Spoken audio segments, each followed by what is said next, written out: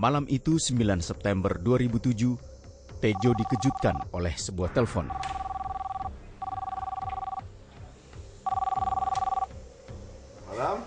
Malam, Pak. Maaf ngeganggu, Pak. Ribut, ada apa malam telepon? Pak, pabrik sebelah kebakar, Pak. Apa kebakaran? Saya telepon kepada besok datang. Iya, Pak. Pabrik sebelah kebakar. Sebetulnya berapa kali ditelepon untuk saya datang ke sana, tapi saya pikir ya nggak apa-apa lah, masih terlalu jauh. Tapi istri saya bilang, udahlah kita ke sana aja daripada penasaran. Saya akhirnya ke sana dan saya lihat sendiri ternyata memang perusahaan di samping saya itu sudah kebakaran begitu hebat. Tapi ternyata tiba-tiba angin bertiup begitu kencang, seperti putaran-putaran gini, termasuk membawa api itu lari ke perusahaan saya. Dan sebetulnya sudah ada pemadam kebakaran yang masuk pun dicoba nggak mampu. Akhirnya pemadam kebakaran itu pun sampai mundur ke belakang karena di situ banyak sekali tumpuk-tumpukan plastik. Dan saya pikir hanya satu bangunan yang kena. Rasanya kayak nggak percaya gitu. Api begitu cepat gitu sampai menyambar pabrik tuh. Akhirnya pada pukul 7 pagi, api sudah bisa dipadamkan. Akibat kebakaran tersebut, 5 bangunan ludes terbakar. Kerugian ditafsir sekitar 4 miliar rupiah. Saya sempat syok, saya juga kaget, saya juga tidak percaya karena apa yang kami kumpulkan selama hampir 21 tahun ternyata hilang di dalam satu malam. Karyawan mulai datang, dia juga kaget, mereka semua histeris. Setiap karyawan, terutama karyawan-karyawan yang perempuan, mereka menangis. Saya sendiri, walaupun di dalam kondisi yang saya sendiri mengalami perasaan yang begitu berat, saya coba menenangkan mereka. Saya bilang, saya tahu kalian sedih, tapi semua kejadian ini pasti ada hikmatnya. Iya, Pak. Tapi gimana nasib saya selanjutnya? Keluarga saya mau makan apa kalau saya nggak bekerja, Pak? Saya tahu apa yang kalian rasakan. Tapi sementara ini kita stop produksi barang-barang sampai semuanya beres, baru kita memikirkan bagaimana ke depannya. Baik, Pak. Kalau gitu saya permisi, Pak. Memang banyak teman-teman yang datang, teman-teman yang memberikan rasa simpati, tapi setelah mereka pulang, saya dalam diri juga merasa melamun, tapi juga merasa menyesali kenapa bisa terjadi. Nah, perasaan itu terus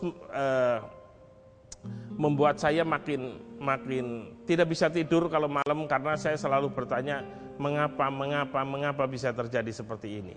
Yang saya lihat tuh, suami saya kuat, tegar, seperti biasa. Dia berangkat pagi, bawa tas, pakai sepatu.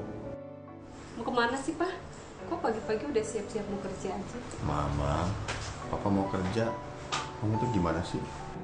Papa mau ke pabrik tuh mau apa? Pabriknya udah rata sama tanah. Bawa tas, bawa sepatu. Jadi saya pikir tuh suami saya tuh barangkali stres gitu ya. Jangankan mau ke kantor ya, meja aja nggak ada. Mau duduk di mana gitu. Ya saya sempat menangis sama Tuhan. Jangan sampai suami saya stres gitu. Iya, terus terang waktu di depan istri saya tidak pernah menunjukkan perasaan seperti itu. Karena wanita terang lebih sensitif, terang akan lebih merasa. Jadi saya seolah-olah membuat sebetulnya diri saya tegar. Tapi sebetulnya waktu malam saya sebetulnya tidak tegar. Karena biar gimana juga saya tidak menyangka peristiwa yang saya kumpulkan 20 tahun habis di dalam satu malam. Walaupun pabriknya sudah rata dengan tanah, tapi Tejo tetap semangat untuk berusaha bangkit. Jadi kami kerja di atas puing-puing yang ada,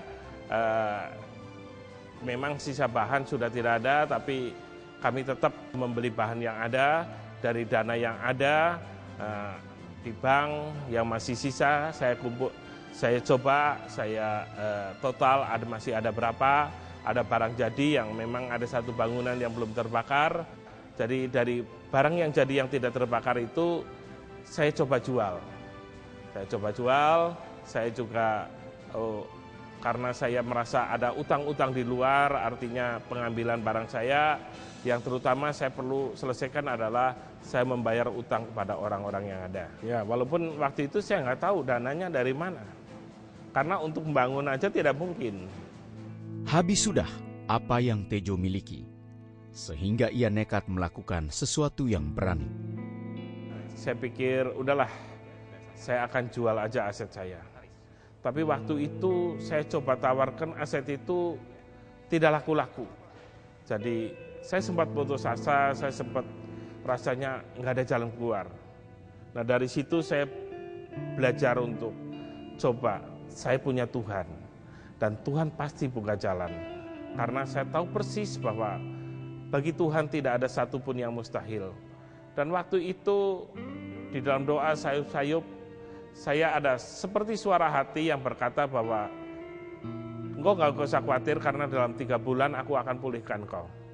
Ya waktu saya bangun pagi, saya merasa ini suara Tuhan atau mungkin suara hati saya. Dan setelah 2 hari setelah itu istri saya dapat SMS yang persis.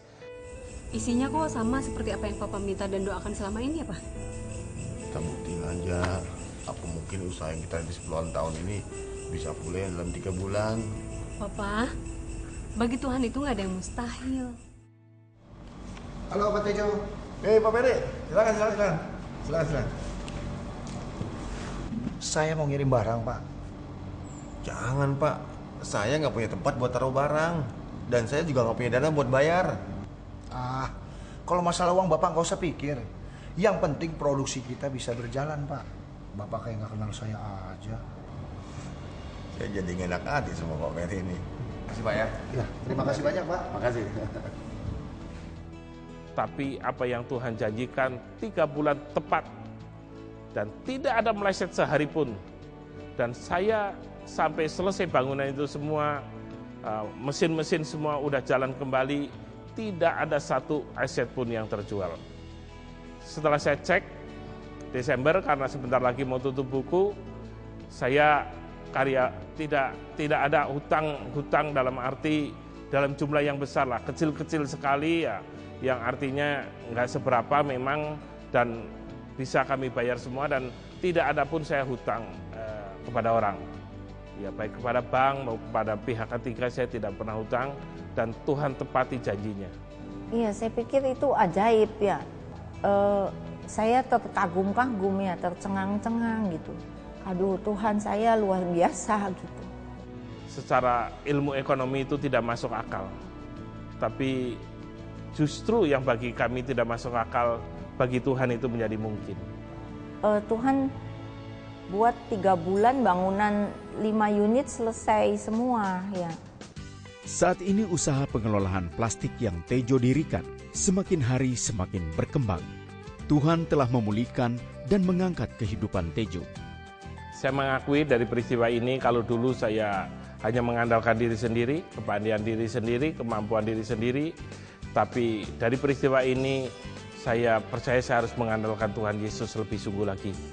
Berserah kepada Tuhan, apa yang tidak mungkin itu menjadi mungkin.